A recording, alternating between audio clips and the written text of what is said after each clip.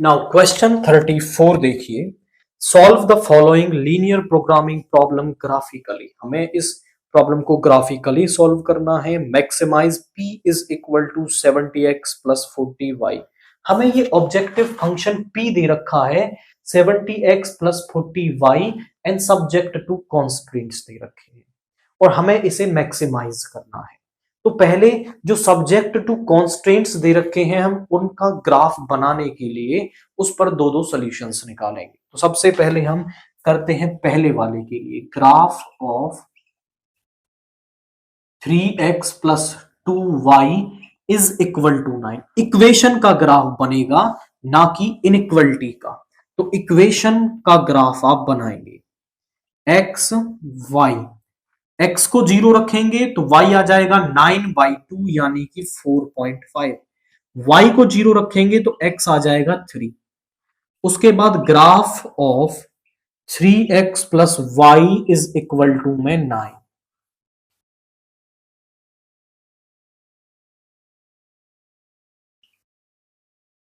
x को 0 रखेंगे y 9 और y को 0 रखेंगे x 3। ये हमारे पास आ गया यहां पे। अब हम इसका ग्राफ बनाते हैं कि ग्राफ इसका किस तरीके से बनेगा। देखिए जरा, वैल्यूज जो है वो आपकी कहां तक जा रही हैं, वो 9 तक जा रही है। तो 2 के इंटरवल ले लेते हैं, 2 4 6 8 10, 2 4 6 8 10।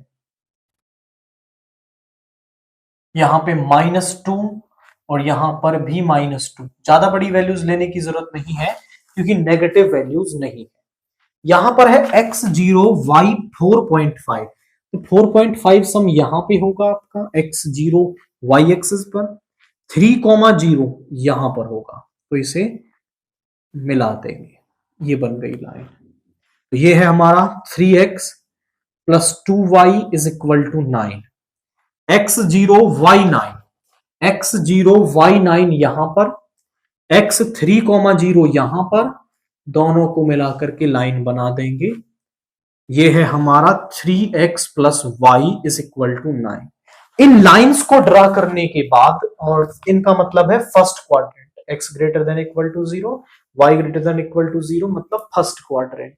अब हमें चेक करना है कि इनका फिजिबल रीजन किस तरफ आ रहा है। दोनों लाइंस हैं, अब उनके इस तरफ या इस तरफ का कोई हम एक पॉइंट इसमें रखकर चेक करते हैं। तो सबसे आसान रहता है ओरिजिन को पुट करना। तो यहां इस वाले के अंदर ले लो पहले 3x प्लस 2y। अब ये लेस देन या ग्रेटर देन वाला ही सिंबल आपको लेना है, इक्वल टू वाला नहीं लेना। ओरिजिन को इसके अंदर पुट कर दो तो 0 इज लेस देन 9। क्या ये बात सही है?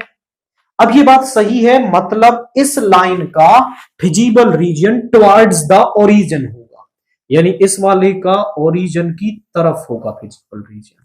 ऐसे ही दूसरे वाले में पुट कर देंगे 0 प्लस 0 इज लेस देन 9, इसका भी ओरिजिन की तरफ होगा। और फर्स्ट क्वाड्रेंट में तो ये फिजिबल रीजन बनेगा आपका, this will be the feasible region. उसको आप शेड कर देंगे। अब जो फिजिबल रीजन आपको मिला है उसके कॉर्नर पॉइंट्स आप निकालेंगे।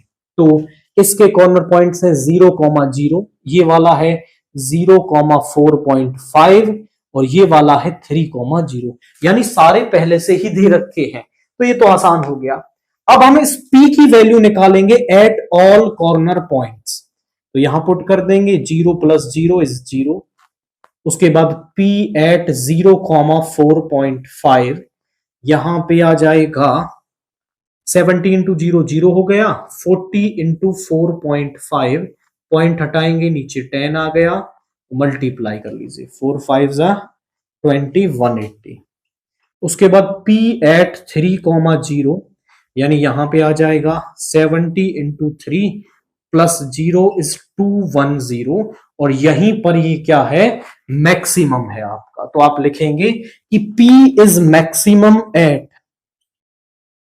p जो है वो मैक्सिमम है किस पर, p इज मैक्सिमम एट 3,0, यानी इस पॉइंट पर जो p है हमारा वो मैक्सिमम है। तो किस तरह से किया है हमने, पहले जो सब्जेक्ट टू कॉन्स्ट्रेंट्स दे रखे थे उनका ग्राफ बनाया, फिजिबल रीजन को फाइंड आउट किया, कॉर्नर पॉइंट्स निकाले, उसके बाद उन सभी कॉर्नर पॉइंट्स पर P की वैल्यू फाइंड आउट की और फिर उसके बाद जिस पर भी वो मैक्सिमम आया है वो हमने यहां पर बता दिया है।